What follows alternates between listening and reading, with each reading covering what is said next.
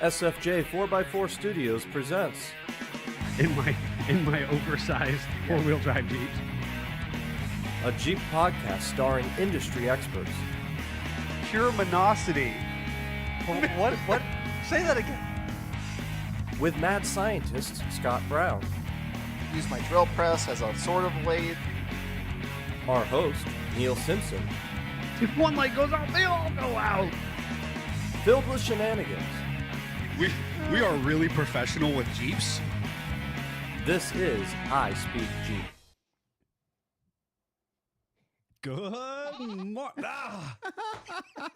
DJ. God. Oh, so Jeffrey. I forgot we have a new interface and I could just. Oh, there's sound effects now. Oh dear.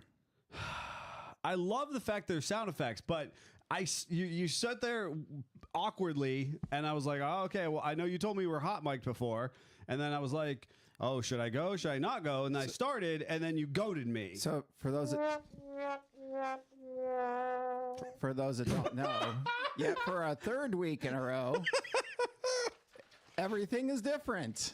That's right. Everything is different. Everything is awesome. So now our interface is now different, and I sound way different in my headphones. Yep. And I'm trying to adapt. I Yep. said that Neil was going to have problems with this, and I didn't know. I got used to it in the first podcast, Yeah, I'm not the American used- Hustle recording we did. I had to Pivot. I got really cringy, and I just kind of had to woo-saw, and I was like, all right, well, Jeffrey knows best. I'm just going to listen. He's so jazzed up that he's got little buttons that we can I do. Wait till you do your introduction. sound effects.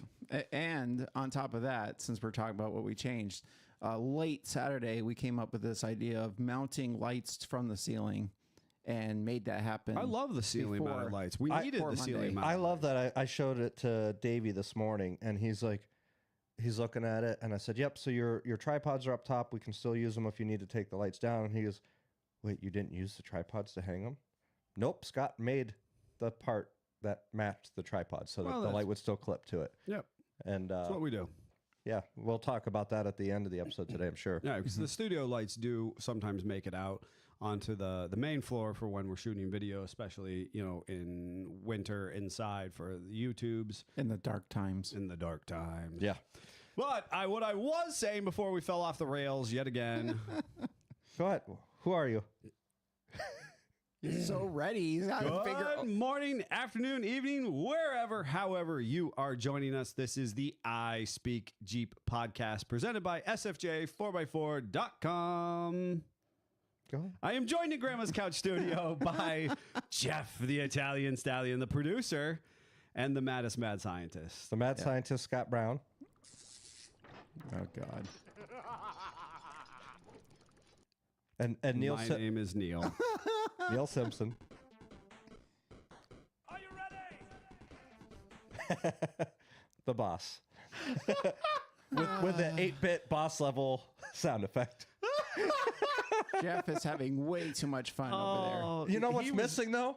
I was really hoping you'd wear the Taco Bell sunglasses because Davey gave me this sound effect. Ooh. Live Moss. there. Yeah. Wow. Jeff is in his glory. Yeah. And this is what we're bringing. This is apparently our A game, folks, that we're bringing for you Sound effects. in the process of talking Jeeps. Today, we are going to be talking tow rigs, tow pigs. Yeah. And I'm particularly jazzed up. I am also going to rant, which will come as no surprise. Before you get to that, let me go to the comments. Well, and then hold you on. can rant. Which fine. will come as no surprise to if any of you who have not listened. Well, for those of you who listened to me before, I am going to rant a little bit. However, if this is your first time joining us, welcome, thank you, and we appreciate you choosing to prioritize us in your ear holes in some capacity. If you have any interest in what we've got going on in our personal lives, you'll want to stay tuned through the outro where we'll be talking about our activities from this weekend. Though I will tell you that my rant has a fair amount to do with my personal weekend activities. Additionally, we do have a appropriate this program brought to you by message. Yes. And a little bit to share with you as well. Yep. So we will share with you a great and I company. programmed it into the button so I can just press the button and it'll play our brought to you Awesome. by. I was going to say, Hear the excitement. he is so jazzed up. I We've got am.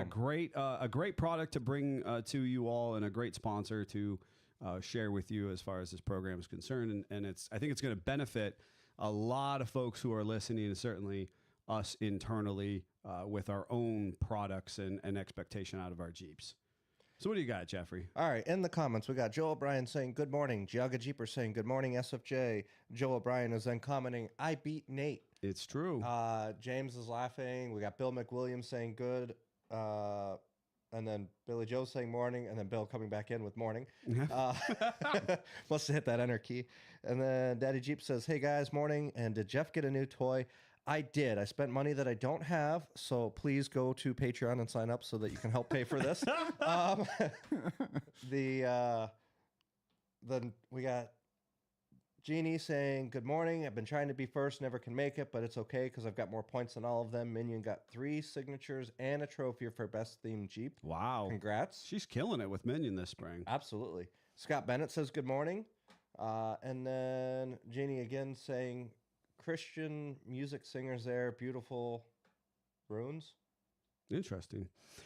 So it is Go Topless Day week. Scott Bennett is bringing up and sharing folks that that's a fun opportunity for a lot of Jeepers, kind of north of the Mason-Dixon of sorts to really kind of start to embrace the good weather in the Jeeping season. 5 days away. Is that? I didn't even look at what the weather's going to be. If you're, I think it's supposed to be sunny. If you're, to the south and the southwest, you've been, your doors off, tops off for a while. Let's hope it turns out to be a good day. Weather-wise, temperature is supposed to be 75 degrees in our area, but rain as of right now. So hopefully that shifts and there's no rain and we can have a fun topless day. And there is a number of opportunities for folks who are listening. Obviously, this podcast is streaming live now, and you too can always join us live 10:19 a.m. most Mondays, unless otherwise disclosed.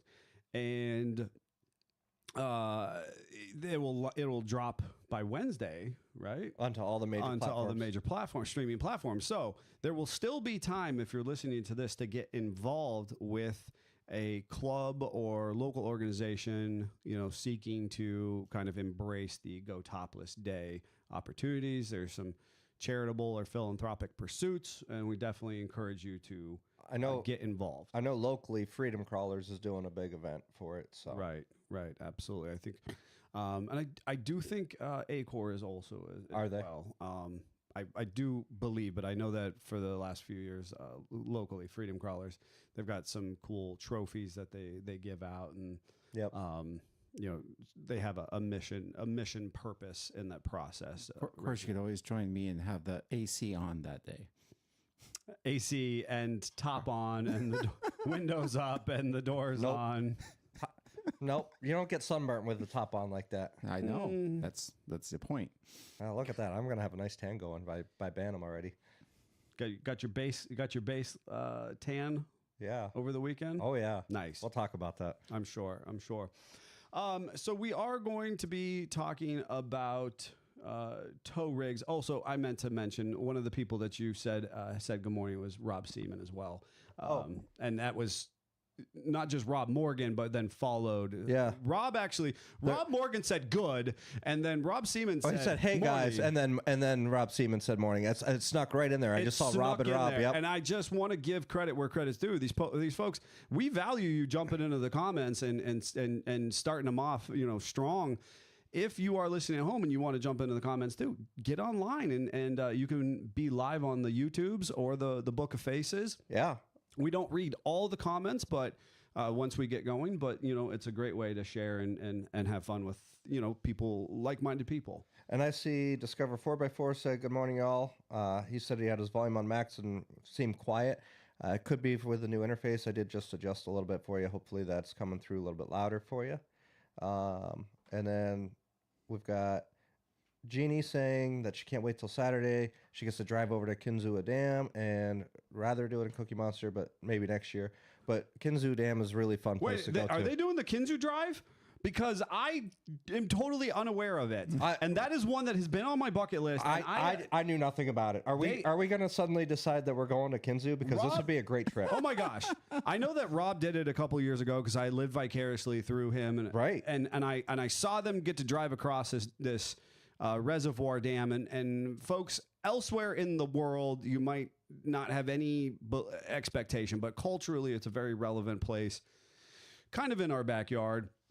I mean, it's a couple hours away from where we're at, but it's definitely a place that's near and dear to my heart. And I can't believe they're doing the drive over experience, and I'm going to miss it yet again.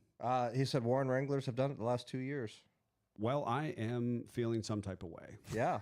Okay. And then Scott Bennett was agreeing with the other Scott. Jeep heaters are the best. So I think it's a Scott thing. You guys like your tops? Mm-hmm.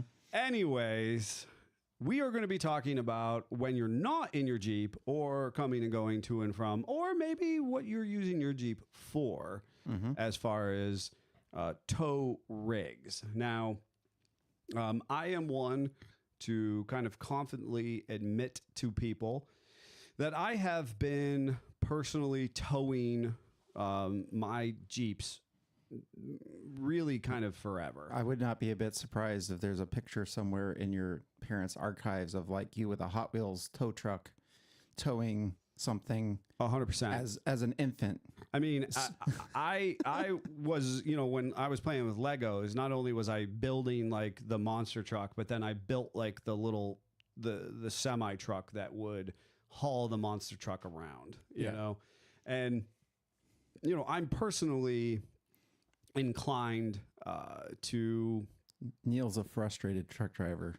I am. And I value everything that our hardworking trucking industry provides us in the States and abroad. And I value what those folks, men and women, do to transport goods, and vehicles being one of the goods. I also have never been affected by the kind of culture to say that Jeepers have to drive to the trail. Now, I think that that's one of the unique things about our world of full-size off-roading is that we can. So it's important because, unlike the side-by-side or the ATV community, they don't get to drive their vehicle to their trailhead, right? Well, they maybe do, but shouldn't. Yeah, I mean, and realistically, if you're talking about, if it's going out west or you're traveling any distance, you're not really getting to drive that side-by-side or ATV. There is the Pan America Trail or there is some type of trail that you can run on a dirt bike. I was actually surprised. I was doing some research on that because it's a very high traffic area around my house for those. And most states you actually can register a side-by-side as some sort of, is like a loophole. Right. So it's like a state-by-state thing. But you're not allowed on any type of interstate. Right. You're not allowed on any type of highway system. So because they're federally not regulated. Right. Yeah. There's a slow vehicle clause, which if the people in B knew how a 4-cylinder Wrangler in the olden days were, that would also be the slow vehicle clause. It probably would not. But thankfully, they are not aware. So we can impede traffic flow with the best of them. Legally. Like that 95 YJ I drove to the Carolinas. Yes. Yeah, that was, might as well have been a side. There are absolutely faster side-by-sides. So back to our topic at hand is, so if you have a Jeep that barely can make itself go down the freeway, is it a good tow rig? Well, is it a good tow rig? And quite frankly, I'm here to dispel the myth of needing to drive your Jeep to the trail system. Yes. I support anyone who wants to. Because that gives him a reason to get the trailer and the truck out. That's true. That is 100% true. I'm here to support people who want to add that to their repertoire. And I kind of want to talk about, what my experience been and what I would hope for other people in the community. Now, I know that when we were talking about this topic with you guys, you were like, well, what is, what's it like when your Jeep is your tow rig, Yes. right? Because both of you very much have that as the case. And we've talked in your situation, Scott, despite the fact that you have a camper special, which would have been a heavy half-ton pickup truck. Yep. Which I always was an interesting classification we used to use a lot more, that your Rubicon actually kind of outperforms. Hands down. Yeah. Yeah. My JK outperformed my C10. Yeah. Yeah. And I think it's funny because one of the things I think was admirable when in our quote unquote, younger years of, kind of our shenanigans, your truck was your work truck, despite the fact that a 68 C10 by most classification is, meant to be a trophy show, pull it out only to go to the local car cruise. Yes.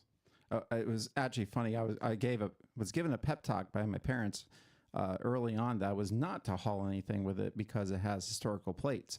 And I worked under that expectation until my dad passed and I inherited his 41 Plymouth pickup. And they made me sign that I wasn't going to use it to haul commercial. And I said, so I can haul with this, the lady? And she's like, well, yeah, it's a truck. I said, game on. Yeah. Ripped off the Band-Aid. That's so classically your parents. It was like, if this rule is good, then I need to actually reinforce it 30 feet the other way. Correct. So I'm definitely inside the lines. So far inside the line. You know, I can barely even see it. That was exactly your parents' take on things. For me... And this is, man, I'm so biting at the bit to rant a little bit here. I had the opportunity. I went camping over the weekend, which I will talk about in more length. And I ended up at a state park campground. I really like state, national. I grew up going to private campgrounds, which are beautiful and fun and interesting. But I end up at I like kind of the historical significance and the reinvestment of those public lands of sorts.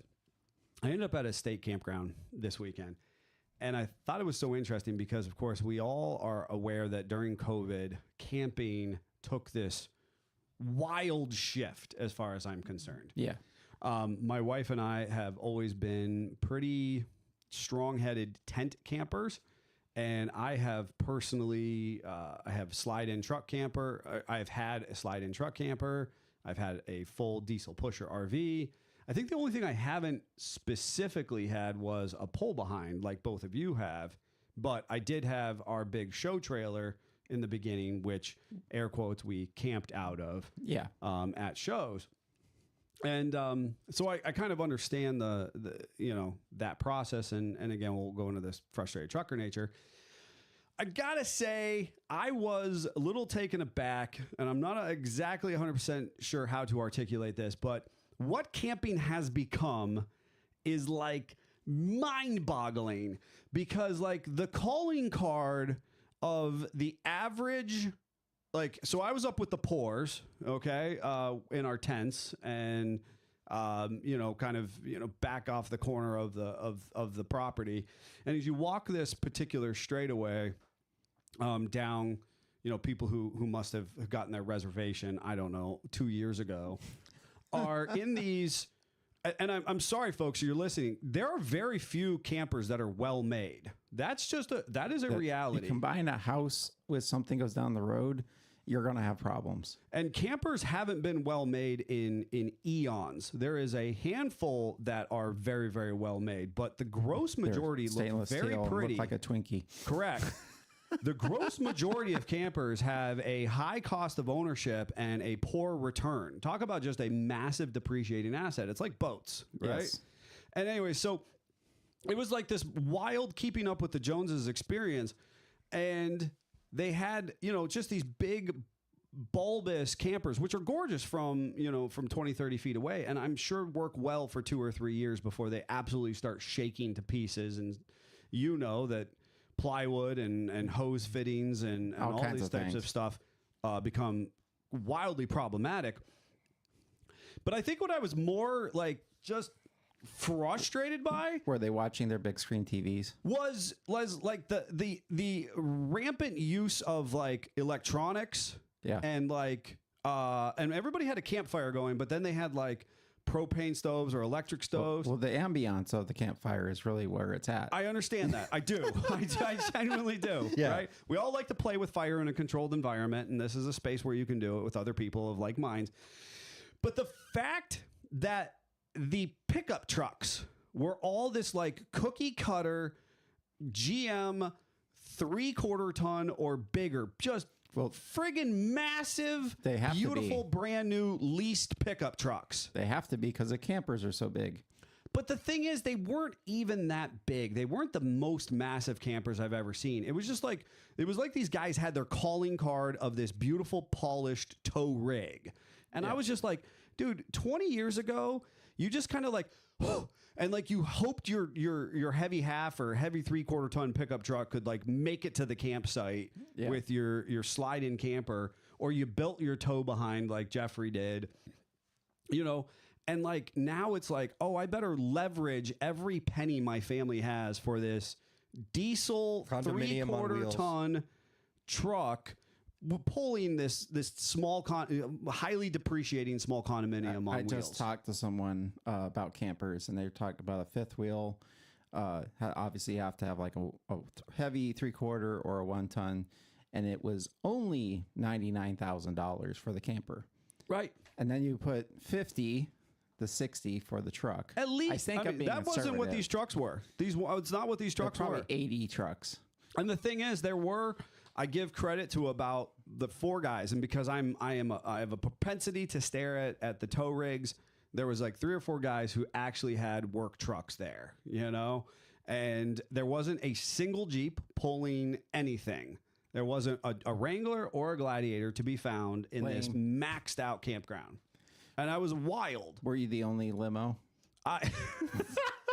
I wasn't going to get into my tow rig at that moment. But I really wanted to ask if there was limo parking or not. well, we'll have to. I thought that was a really fun picture, though. People will have to hang out and hear at the end there. Now, in the comments, we got Scott Bennett said, motorhome towing, towed for years with Blue Ox, it's easy. James Highland, with my gas mileage, is becoming necessary to trailer. Face blue, wide eyes. And then Joe Brilla, I absolutely hate towing. Dragging a 1-ton teardrop over the Rockies was not fun. Yeah. So I mean, and that's funny because I know that Scott has an RV, Scott Bennett has a RV motorhome diesel pusher. I think that his is a pusher, and it's kind of irregardless. Yeah, regardless, it's that self-enclosed motorhome, which we used our Holiday Rambler originally for the business, is on a Freightliner chassis for those who are listening at home. It had a hot Cummins engine in it, had a full Freightliner air suspension, and Greg ended up reinforcing the Class 5 hitch on there. It was really cool, and we actually towed a 30-foot enclosed car trailer, and we went all over the place with it. It was a great tow rig. As far as what James is talking about, the gas mileage in the Jeeps, the heightened modifications, and this is the challenge. The further we get away from stock, the kind of an engineered equip experience, the more we depreciate our everyday utilization.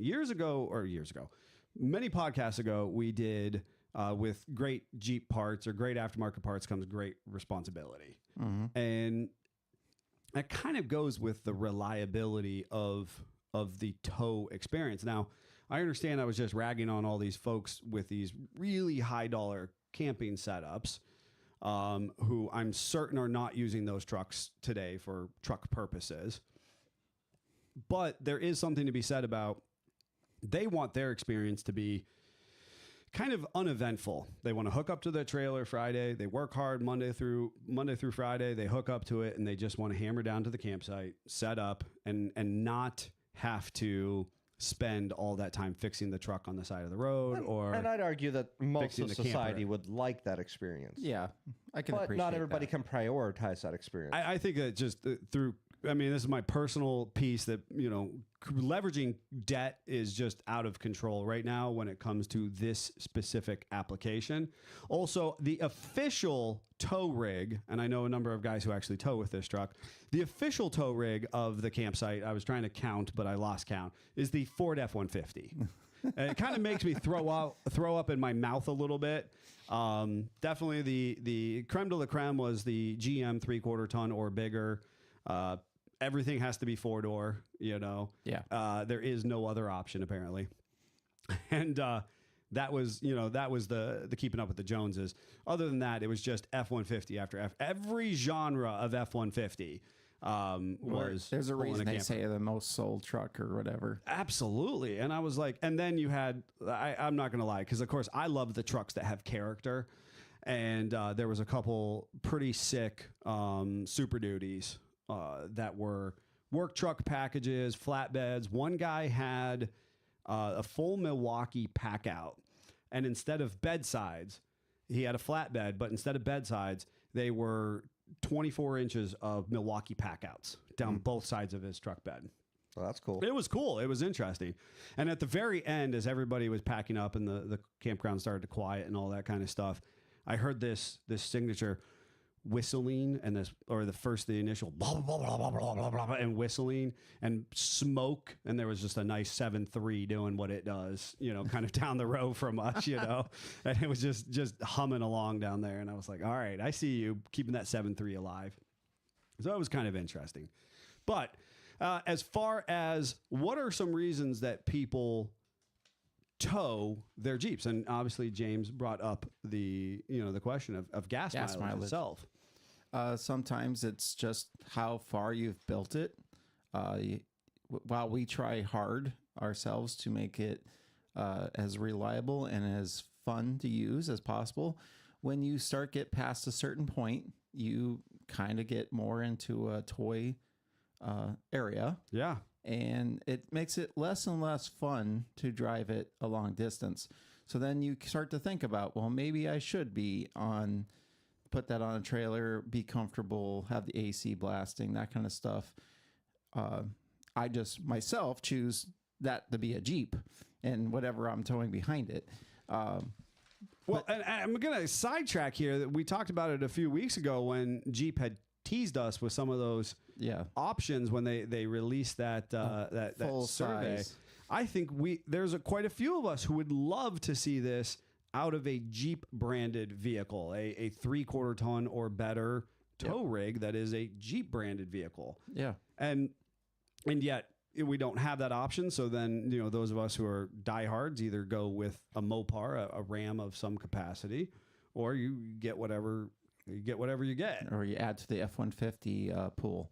And I think it's fascinating because I think it's so funny to see these F-150s. They're not that much bigger than a Jeep itself. No. And so it's interesting that their tow capacity would be that in excess of a Jeep, right? And so that's the part that I have a hard time wrapping my brain around one of my favorites was probably about a 10-year-old Ram, 3/4 ton, regular cab, long bed, lifted on Nitto mud grapplers. All right, that guy was cool over the weekend.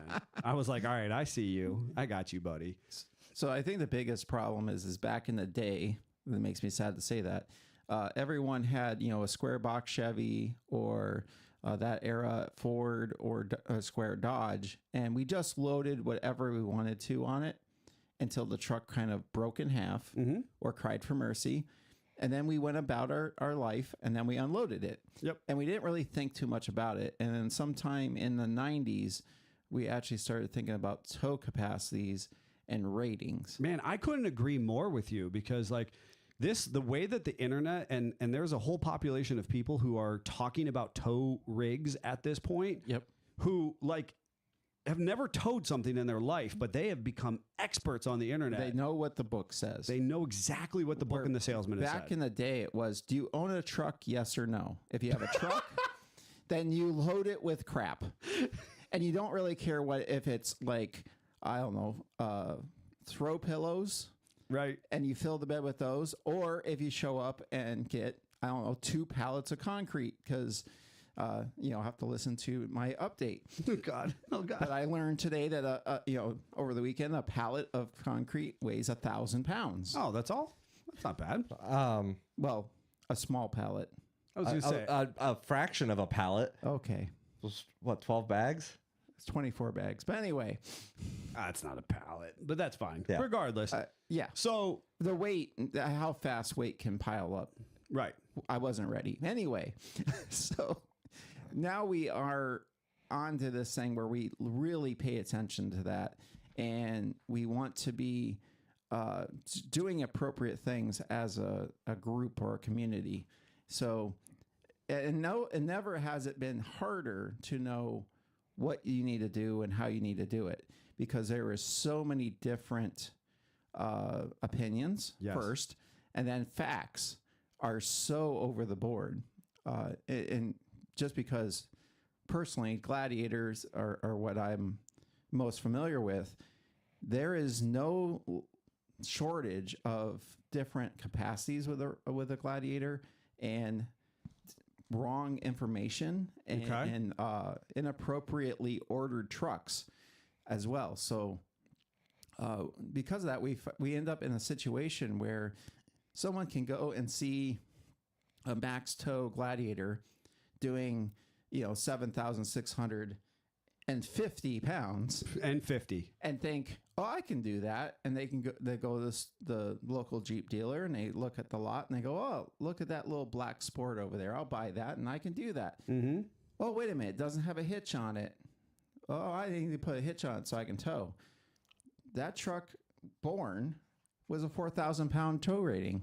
Wait a second. You can have a 4,000 pound gladiator, 4,000 pound tow rated gladiator. Yes. With And you can have a 7,650 pound. There's a 3,000 plus Yes. rating there. Yep. That's a whole another trailer load of stuff. Wait. Just from a Gladiator Sport, you can go from 4,000 to 7,650. depending on There's how also a it's optioned. 6,000 in there. Just depending on how it's optioned. Yep. And to make it even more confusing, so you take the same situation, so that what that basically, one had a hitch from the factory, one didn't, kind of thing, and the 7650 obviously is a max tow, so it has a couple other things we'll get to. So, like Jeff said, his is a Sport with a hitch with a tow package. His is 6,000 pounds. So then you enter in Rubicons, which is all that stuff I just told you, ball it up, throw it out the window. Rubicon, no matter which way it's born with a Gladiator, is 7,000 pounds. Doesn't matter if it had a hitch from the factory or not, as we found out. Because my Gladiator, for some reason, was born with a bumper ball, no 2-inch receiver. Yep. And then someone immediately put a 2-inch receiver on it. As they should have. Because it should have never came off the lot like The that. fact that a vehicle is still coming out in the, With a bumper the ball. 2020s with a bumper ball is just hysterical. Yeah. Yes. I always wondered why mine had a cutout on the bumper when I bought it. But anyway. And we VIN'd it. And we VIN'd it, and we were like, it doesn't have a tow package. And so I was panicked for 2 seconds because I bought this to tow a car trailer and to tow pretty much anything I want to tow within reason, because I'm not a 3/4 ton guy. Jeffrey. What?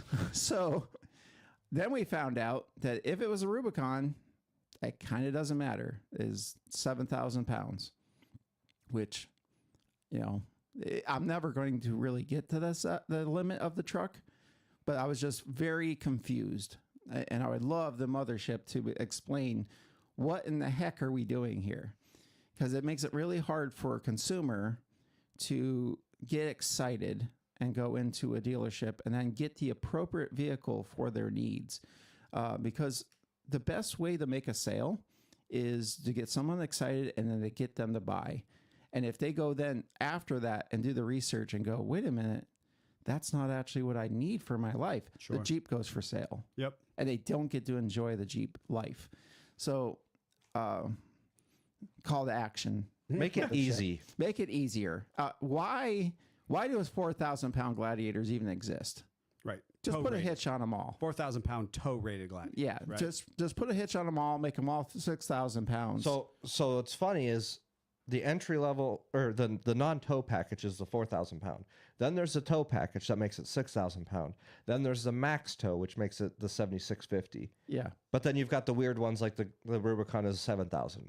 Yeah. And it's like there's no rhyme or reason to how they came up with their configurations. And you know, the internet will hash those things out left and right as far as how those configurations do come to fruition. Yeah, there's difference in the axles. There's difference in the alternators and the gear and ratio. not just make this a Gladiator only program. I'm going to tell you about just a regular Wrangler. So in 25, this is the newest information. If you have a 4-door Rubicon, and I'm assuming there's more options in there. So if you're doing it, you go do this, make sure you get the right ones. That's 5,000 pounds. It's unheard of out of a Wrangler. Right. If you have a most we've regular ever heard. 4-door, it's 3,500 pounds, What? which is where you used to be. Right. And then if you have a 2-door, you're with the Porsche and you're in the 2,000 pounds. 2,000 pound range, always. He's so excited. Wow. He was ready. He was ready. So anyway, and I would say 2,000 pounds for a 2-door has been pretty much the towing capacity of a Jeep soft top forevers. Yes. Unless you're in World War II for the GIs, and then you just put as much on until the Jeep breaks. Yeah. And then you got the guys back out and they just shoved it along. Yeah. You know, like a wheelbarrow.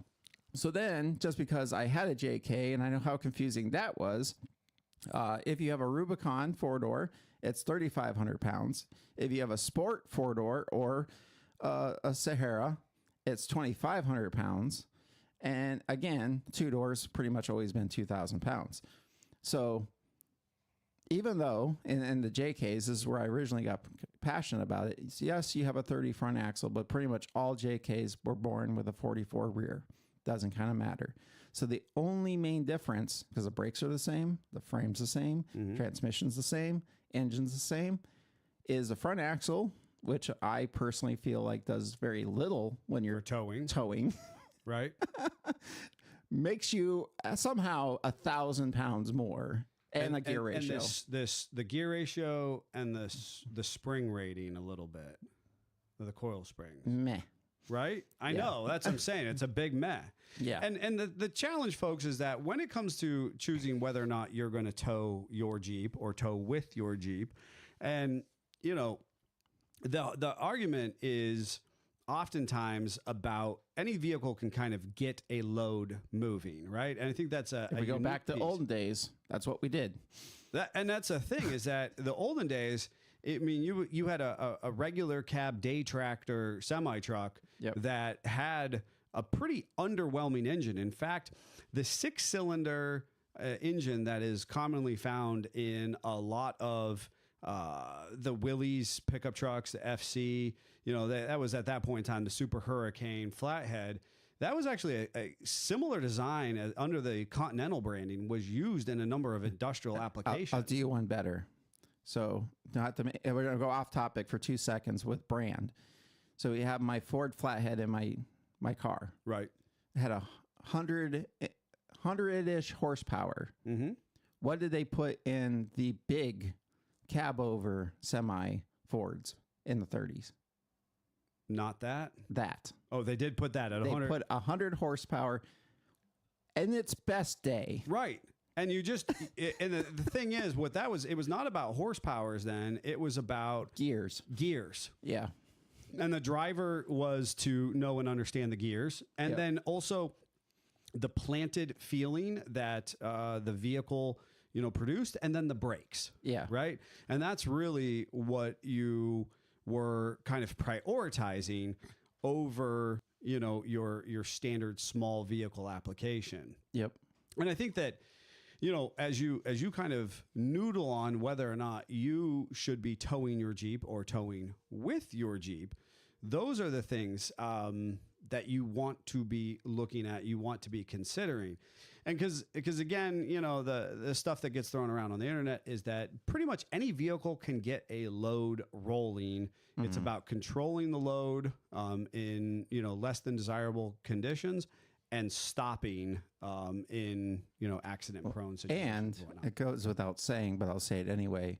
If I don't care what your tow capacity is. If you're not comfortable towing that amount of weight, then you shouldn't do it. Mm-hmm. So if you could have the biggest 1 ton ever, if you put a load in the back and suddenly you don't like the way the truck feels, you need to change something. Sure. I'm also going to add the fact that once you start adding weight, the more weight you add behind it, the longer you need to stop. I don't care what brakes you have. Yeah. You need to account for that extra stopping distance. Yep. But, you know, one of the things that I want to try to add too is that as we're doing this towing across the country, things like that, some of the things that come up, and I know from experience, would be windshield damage, and that would bring us to our sponsor. So I think we transition into the sponsor read real quick. Sure. Here at the shop, we know what it takes to keep a Jeep ready for anything.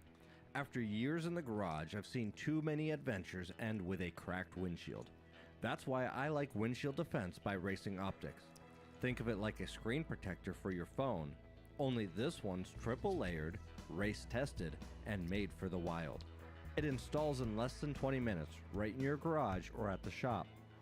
Made in the USA, engineered for clarity, and tough enough for the roughest trails, Windshield Defense keeps your view clear and your windshield safe. Whether you're restoring a classic TJ or pushing a Gladiator to its limits, you're buying time, saving money, and protecting your investment. Right now, use code SFJ20 at windshieldefense.com and save 20%. That's windshieldefense.com, promo code SFJ20, the clear choice. So that's Windshield Defense by Racing Optics, and it's like a triple layer film, basically, like race cars would have. Yeah, and we're going to be installing it on a couple Gladiators. Yeah. Or a Gladiator and And a JL. a JL. And Yep. this is near and dear to Jeff's heart because he's lost many a windshield. Well, and interestingly enough, The we're current actually, crack in the windshield was not my fault. well, but we're actually going to be installing it on Johnny 5, Yeah. which is a massive Gladiator, Yeah. which in part of this conversation, it was actually a Gladiator that is largely trailered. And, Yeah. and so not only do we have the added protection of the fact that when it's on the trailer, the windshield will be protected from rock chips, because that's actually pretty common. Yep. But the thing is, it's a very impressive looking vehicle, but I pull no punches to say it's going to live a bulk of its life on the back of a flatbed. Now, the thing is, it did just confidently make a 4 or 5 hour drive from its home location to our shop just recently. And so it is capable of driving, but for a number of reasons, I've personally thrown it on the back of a flatbed on our wedge on the before. wedge. Yep. And I know that the owner, he also flatbeds his in the process. Now, it is also tow capable, but when you start going into towing and we've added all this weight to the vehicle, that also changes things. Yes. And you know, and that's a great observation, because we have all these rules and regulations that, again, we people will get really hung up on. It does not, in those situations, that original manufacturer does not take into account all of the heavy bumpers that we put on, all the armor, the bed organization systems, oversized, massive oversized tires. Yep. And so, yes, maybe you had a 7,000 pound tow rating before, but now you are on 40s and, full overland gear.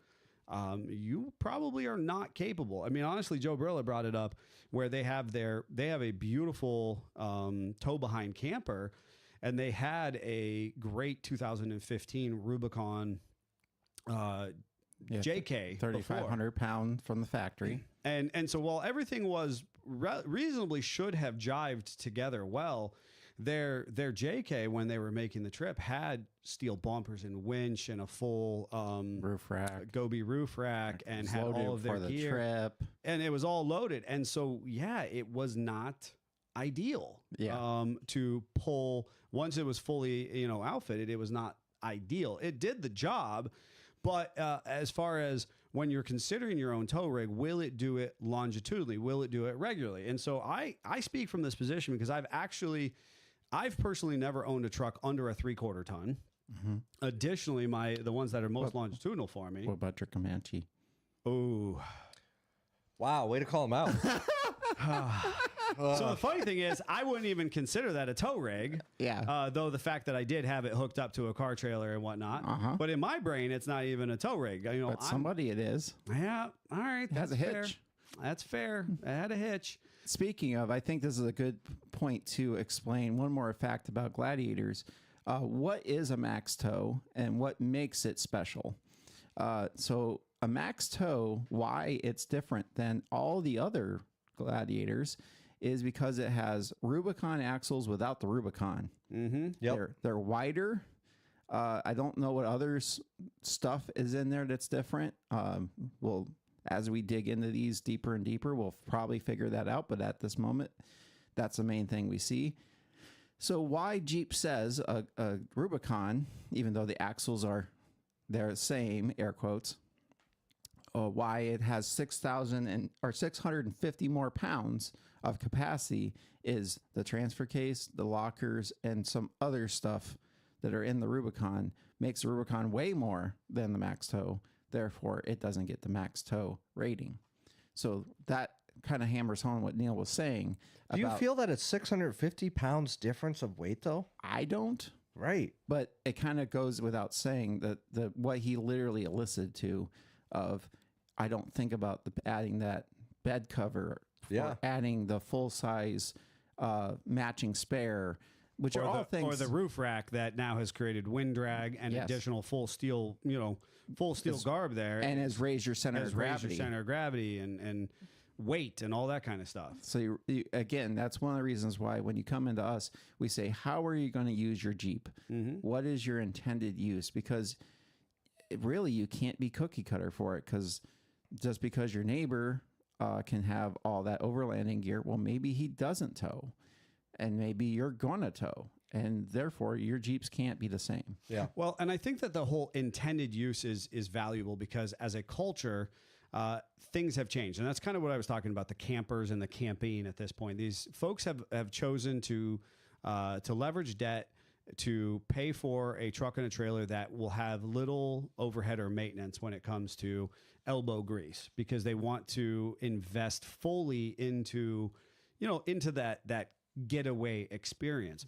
Whereas in the off-road community, sometimes our focus is on the experience on our rig off-road, the actual Jeep or 4x4 that we're using off-road. And so sometimes our tow rig is just something that will get the job done. I find it to be a lot more character inducing. I think it's very interesting or fun. I certainly have seen some pretty unique tow rigs.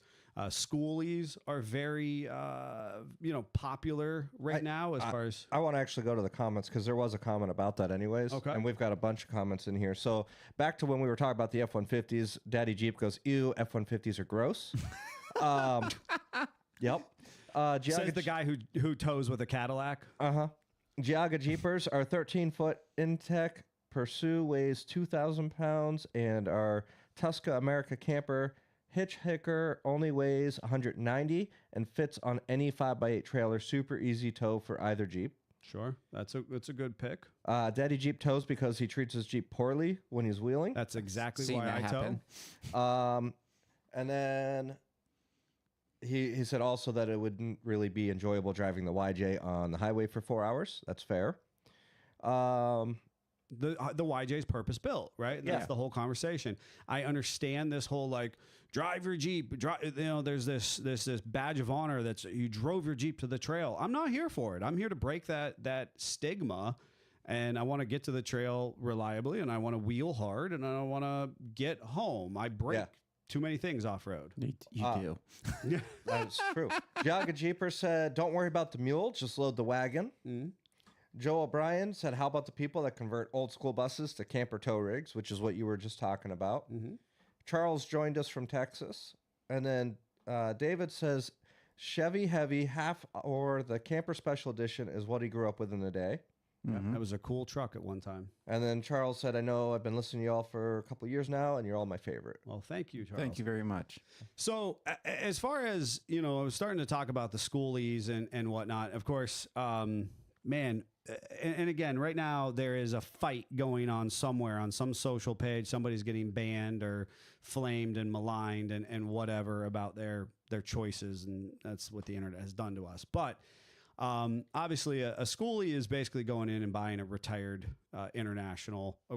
school bus, which is oftentimes an international, maybe a Freightliner, and either you convert that in its entirety to a camper, and then you tow a small trailer, or what's become very popular is you lop off about a third of it and give yourself a dovetail. And if you recall, a couple of years ago, I was in the Walmart parking lot locally and saw one and sent them to the shop. Yep. And I text you and said, "Hey, I sent you A present.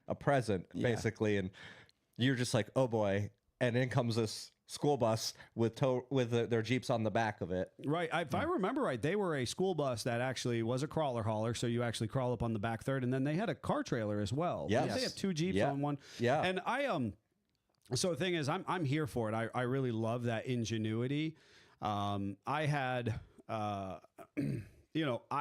here's the thing. So we go to Schoolies.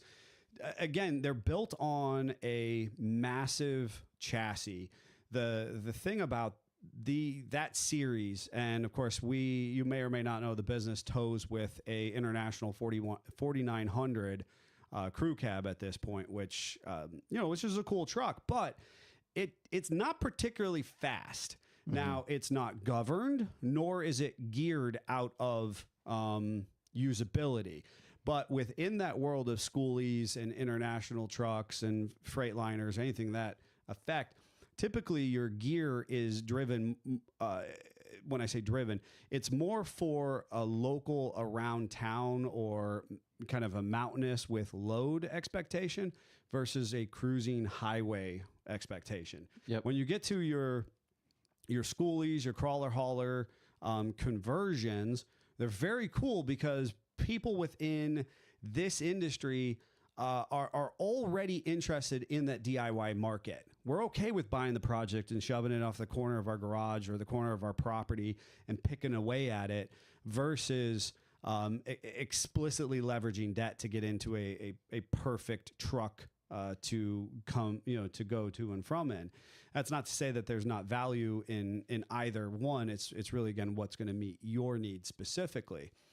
But the challenge with the conversions and going from any type of medium duty truck is typically they've got the load carrying capacity, they've got the braking capacity, but they typically don't have the cruising speeds or comfort that those other trucks have. And certainly even your guys' Gladiators are way more comfortable to do some of these big runs. And those of you who know, I did that big Florida run in the International 6-8 weeks ago.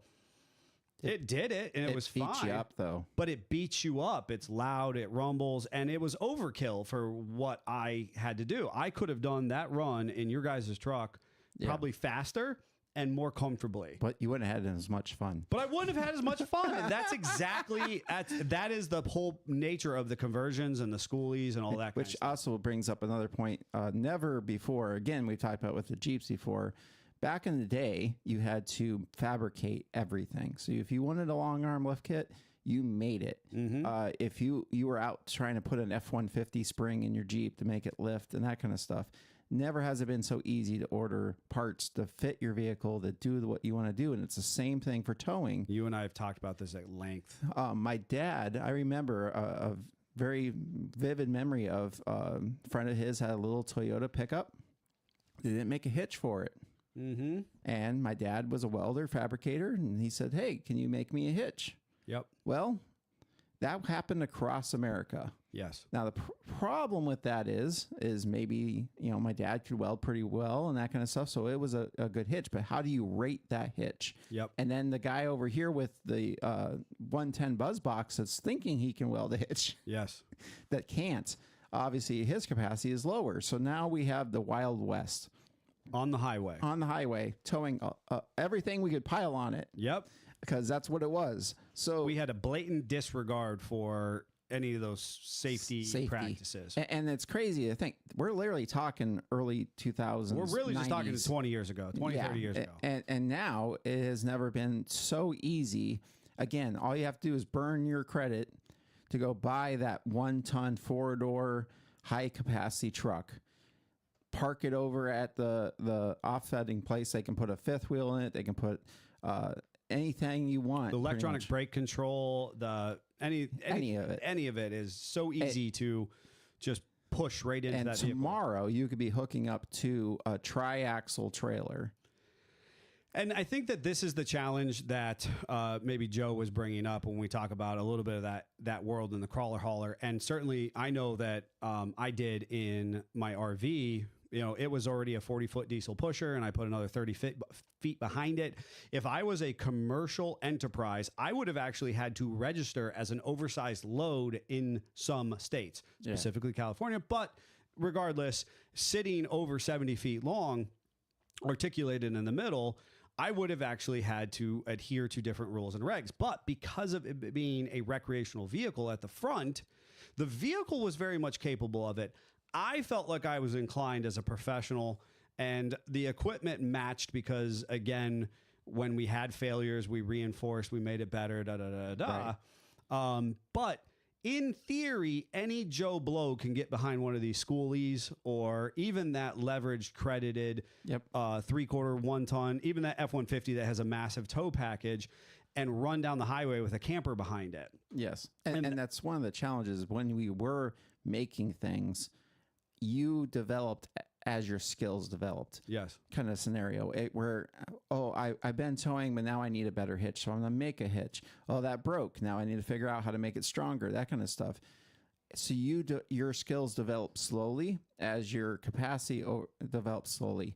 Now we can go out tomorrow and be towing 20,000 pounds. At minimum. Grandma, who's only ever drove that little tiny car, goes out and gets a truck and she could giant camper and never driven something like that. Could down the road. There's no special license, no classes, nothing. Yeah, and that is where there is a massive concern amongst a number of people within the trailering community. Now, that's not to say that is a huge that's the mainstream, that's the bell curve of people. It's just a new category of folks who have emerged because the vehicles are so capable right out of the box. Yep. And you and I have talked because I cannot for the life of me get rid of this 2003 1-ton Cummins diesel Dodge Ram. Yep. And I can't get rid of it for my own personal reasons. Psychosis. Yeah. And yet I know that on its best day at this point in time, being a 22-year-old truck, that if I was to go out and buy a modern day 3/4 ton, it would largely run circles around that 1 ton. Because now, again, we've never developed stuff so purpose built before. Perfect example, sort of off, but my Gladiator literally has a Mopar trailer brake controller that goes in the dash. It's made for the truck, works flawlessly, doesn't take up any extra room. They designed that truck to do that. Correct.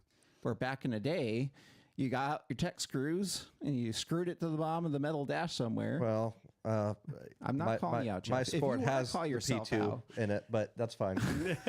I would say if you want to call yourself out, I'm gonna call it out because it is something that you have to consider. Is that not all vehicles are equipped with a brake controller, but if you're towing something that has trailer brakes, you need to put a brake controller in. Oh, and it makes all the difference. The nice thing about the Gladiators is they are plug and play for those external controllers. Well, some, for the most part, we think.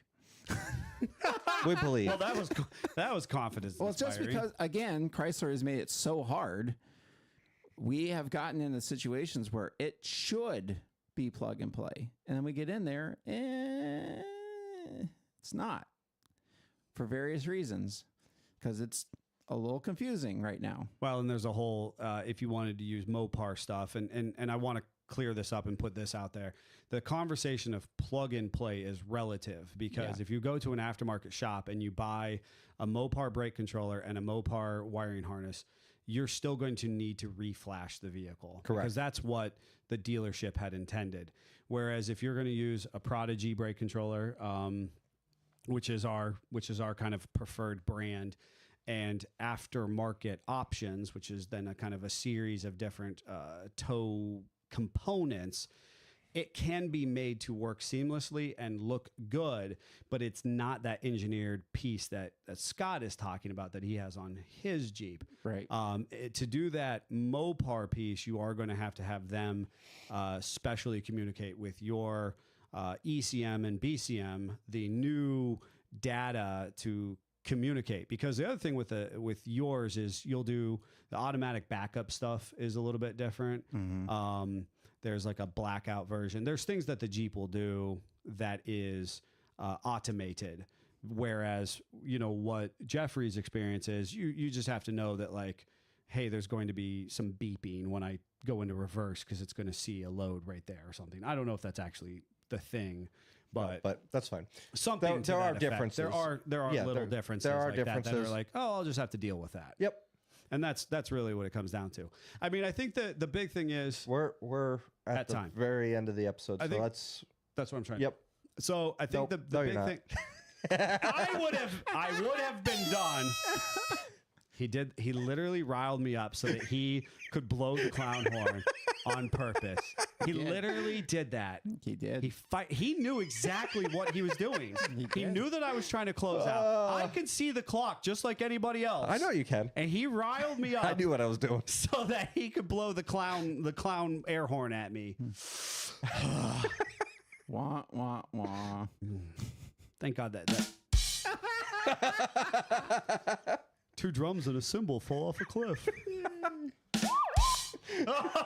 Okay. Oh my God. For the sake of everybody listening, if you've still made it through, I hope that there was something of value in this tow rig conversation for you today. And if you're confused, you can get a hold of us to explain it more. And we can explain it more because we kind of enter the game from the highest level of use and abuse out of our company tow rig and 3-car wedge, right down to highly modified vehicles, towing, kind of all over the country, as you guys have done for us in your Gladiators, down to using and abusing 2-door Wranglers for, a suitable tow rig. There was so much more we could have talked about there. Maybe we'll have to break that down into some specialized segments in the future. Certainly, I had fun with Jeffrey's new mixer board today, and we'd love to know what you thought about it. Let us know. You can text us, 440-855-2100. Let us know how things are going on your end for us. And if you're interested to know how our weekends were, stay tuned after the outro credits. Until then, Jeep on. Jeep on. Jeep on.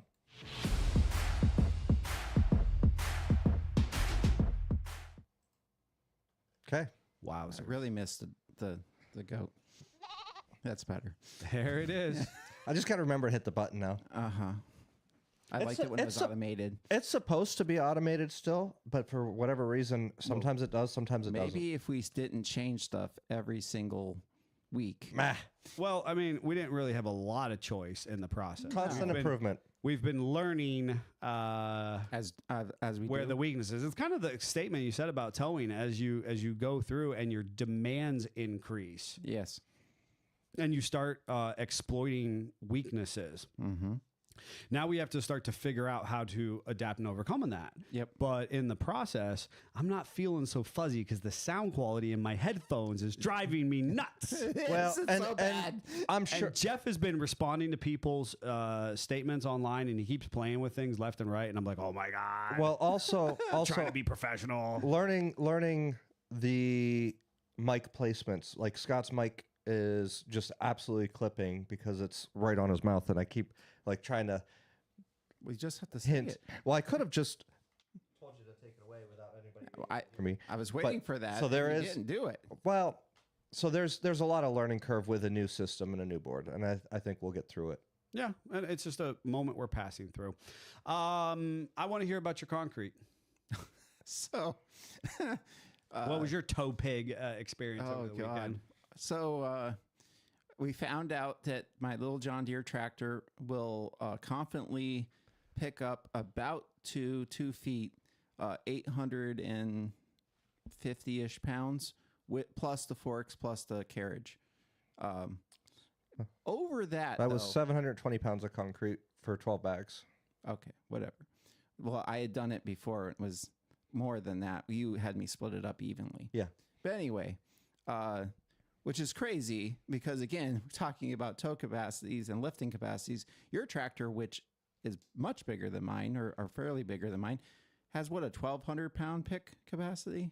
It's 15 at the pins, At the and pins. so we're probably comfortable in the 1,100 to 1,200 pounds. So I've exploited it. So I have a pallet on my forks, and I have one row of bags at the back of the pallet at the tractor, and then I have a second row equally as tall, and the tractor would easily pick that up again, waist high. Now, as we shut the tractor off and as we're working, it's slowly creeping down on you. creep down, but I expect that when Sure. I've done that.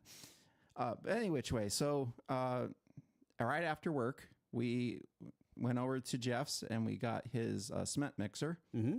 And I noticed an unfortunate wounding on my Jeep that you'll have to pay attention. Davey will be utilizing that for something. Oh boy. Oh, yeah. And we're going to find out what Neil thinks happened, and we'll find out what you guys think Ooh, happened. I'm excited to What's know really interesting is how quickly he blamed me to his wife. Oh, that's his MO. First it was Jeff did it. I'm like, I absolutely did not. That's his And then it was, well, he found it in his driveway. No, I didn't even find it. You found it. Scott's MO. Anywho's. I know. I think Amy knows better. I hope she knows better. She does now. Anywho's, so we go ahead and did that. Then I had a dinner I had to go to. As I was leaving the restaurant, I messaged Jeff. I was like, hey, rally the troops. He comes in, and there was a role reversal. I normally tell Jeff how to do stuff and do that and that kind of stuff and then mutter about it. He then got to mutter about me.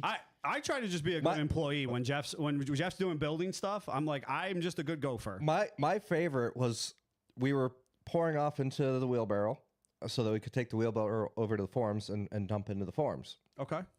So I pour off a load of concrete mix into the wheelbarrow.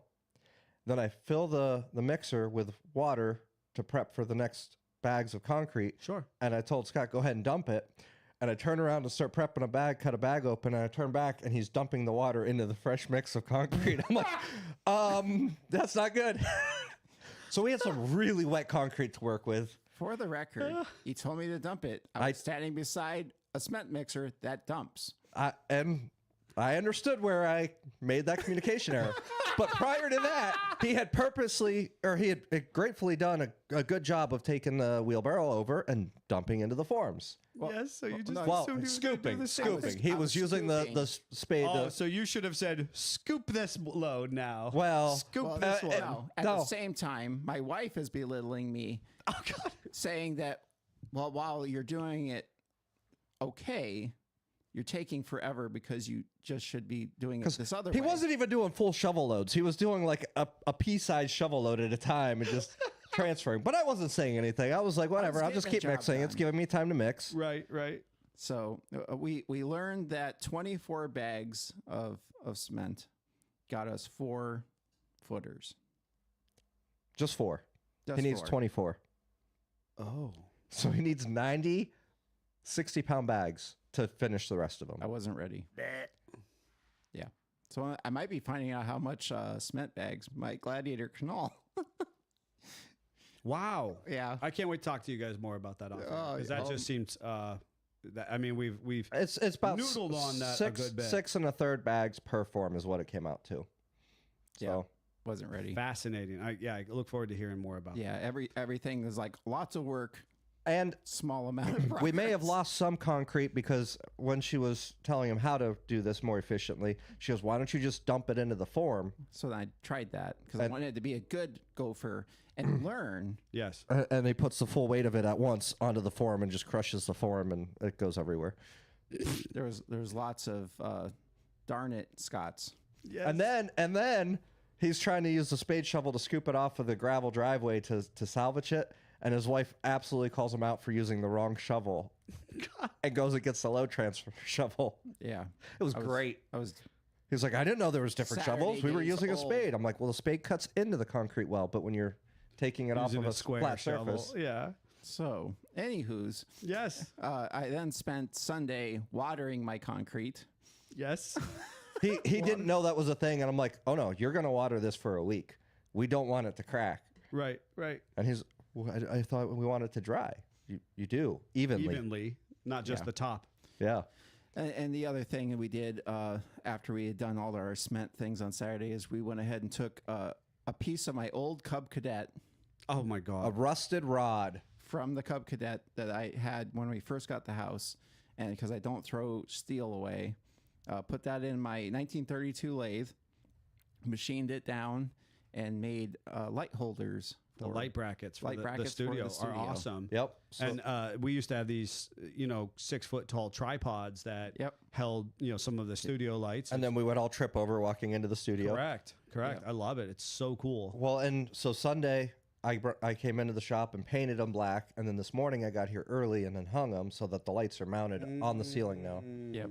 Yeah, I used this morning. Yeah, it's super cool. Great upgrade. And just like it's that little stuff that people don't understand how much effort goes into doing. And it's a product that doesn't exist, but we solved a problem that is small and tangible, right? We could have just avoided it. We've been stepping over them, but it was like, oh, that's not ideal. We just want to continually make it a cleaner, more efficient workplace Right. as we slowly evolve. Yeah, it's the tow conversation all over again. Because we can't go Hog and crushing just in debt. yeah. So obviously we spent a lot of time with the concrete. What did you do for Mother's Day? For Mother's Day, we ended up going out to dinner with my wife's mom, and then we went to the beach and froze our tails off because it was like 50 degrees at the It beach. was definitely colder on Sunday than it was Saturday. Yes. Yeah, and it was cold north. It was hot south. Yeah, yeah. And it was I actually hot. And Yeah. I chose to take it easy on my wife, and instead of pushing to take the car and it was low on fuel and everything, we just took the Jeep and made it easy. So It's that conversation about towing all Yep. over again. Like there's a time and a place for the cool 100%. thing, and there's time and a place for hey, Well, let's just she was amping herself up because obviously she really wants to be prideful of having presents for her mom and properly decorated and that kind of stuff. Well, I took the easy route, and while I was working outside, I gave my daughter a pep talk. It's like, hey, would you like to wrap mom's present, make it pretty? She's like, yeah. I said, mint. Yep. Here you go. Wind her up and let her go. that's right. We did some yard work at the house, and then I went over to my grandmother's in Erie. We did a surprise visit with my aunt, my parents, and then another aunt and uncle. We all went out there to clean up her yard. She's got a lot of overgrowth in the backyard. And when my mom first told me about it, I said, well, I'm doing concrete work on Saturday night, so I'll let you know how I'm feeling come Sunday. But I felt great Sunday morning. I did not feel so great after we were done with all that yard work. There was so much overgrowth, trees that we were cutting down. I had to fix fencing, restake a bunch of the fencing off of a garden area that had been collapsed. So it was a lot of work, but we got it done, had a good time, and enjoyed And Mother's Day. who was this? This was from my grandmother's house. This is your grandmother. Yeah. But your family was there with you. Yep. Your mom and all that kind of Yeah, stuff. Which is a so- cool way to spend that Mother's Day as Yep. Yeah, so it was a nice little fun thing, and then grabbed dinner on the way home. So we had dinner at the house with my wife and kids, but they stayed home. So Okay. That's awesome. Mother's Day for me was I sent a text message to my wife, I sent a text message to my mom, and a text message to my mother-in-law, who are all amazing women. But that's what they got. And certainly I can speak for my own mother and my own wife.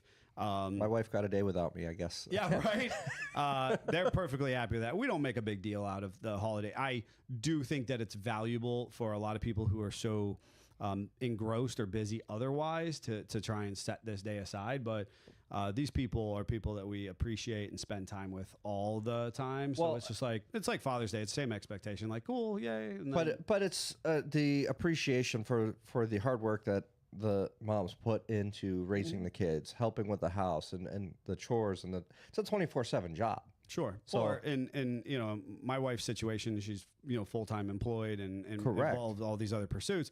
She really just wants a guilt-free nap, and so that is Yeah. what her Mother's Day present is every year. With that said, as you guys know, I went camping. Yeah. And You were planning this camping trip for weeks, but you got your tent the day of. yeah. So I was dragging my feet on purchasing a tent. We had budgeted out of our family household money. We had budgeted for a tent, and there was a handful of tents of similar nature that were over our price point, and I just couldn't. If we picked a budget, I want to stay within the budget. You know, Right. I didn't want to go $50 over just because this, that, and the third. Likewise, it's loosely on my bucket list because I feel like camping should and can be done affordably. I would like to increase how much I tent camp this summer. It's been a big part of our life. We've gotten away from it over the years. With everything kind of costing a lot, this is still kind of cheap entertainment. as far as I'm concerned. Especially if you go to the national parks where you can just set up a tent and be good to go. You're Right. not having to pay for a space. You Right. can enjoy a nice relaxing weekend, have a good fire. And as supportive friends, when we found out that he was in this purgatory of finding a tent Saturday, we told him to just put up some stakes and a tarp. And that's like the right Hang answer. a rope and you're fine. Hang a rope, and I could have thrown a tarp over. I could have. Yeah, it was a big debacle. Long story short, I did get a tent after ordering like literally twice. Elise has them on the shelf, just saying. Cool. I bought the last tent of its size at Walmart. Had to go. And now you the did last this. moment. This was a getaway with This 4 was other specifically children, right? with my son and 5 other kids. Oh, 5 it kids. increased. Yeah. So I had 5 boys between the age. You made of, some mothers happy that weekend. and that's the funny thing is, I thought that it was for my son's birthday, and I thought we were going to have a couple of the kids not be able to go because they had some commitments. They were like, please. And they were like, please take this boy out of my life, right? Yeah. And then even I ended up coming home an hour early ahead of schedule. And they were like, you sure you can't keep them until, when you Yeah, I said had you were going to have them? plans. I had plans. And I was like, that's fine. The kids stayed at our house and played, regardless of us being home about an hour early. Anyways, which was hysterical. You know what I mean? It was just hysterical. But if you see the pictures, or as the pictures come out, you will notice I actually took the limo camping. Which is exactly what we would expect. And so Those kids had a field day going to do right. this. I mean, and that was the thing. So I can tell you that a 96 Cadillac Fleetwood limousine will take 5 husky 11 to 13-year-olds, all the tents, so 6 tents or sleeping bags, 2 coolers, tarps and sleeping pad and all the food you could possibly, because my thing was, And 1 match. and no lighter, actually. Did you have to do the old school? I had to go Rubbing humble sticks? myself and go ask one of our new neighbors. I showed up in a Cadillac limousine, but I don't have anything to light my fire with. You taught. That's terrible. You taught Girl Scouts. I did. How did you not just do the old school kindling fire? You know what? It wasn't here Couple for sticks. it. Couple sticks and rub. Nope. Yeah. Nope. I went and got a little propane lighter from the I'm a neighbor. little ashamed. It was a great time was had by all. It was hot where we were. That was neat because we were away from that ice cube that is the Great Lakes. Yeah. And we had a beautiful time. I think it's one that these boys, some of them had never been tent camping outside of their backyards, or they were so young, and we had a great experience. So many good hysterical stories, and it was definitely well worth it. And of course, we made people in the campground happy because they kept going by and they're like, "There's a limousine." Yeah. Bless you. There's a limo, and kids would stop and take pictures of it. And of course, we're in a route to the campground it's rural. We had people on scooters and bicycles taking pictures of it as it went by. And I'm thinking, if you only knew this was just some schlep who really likes vehicles, I just happened to have opportunity to buy a limousine. Well, that's why I couldn't help myself when you're like, I'm over with the poors in a Cadillac limousine. Yeah, that's true. That's true. I mean, it's an old one. It's older. I could use some love, but still a overall, limo. it still runs, drives. It's great. It's still a limo. They're always a limo. That's so It's fun to always drive a limo. too. Until next time, Jeep on. Jeep on. Jeep on.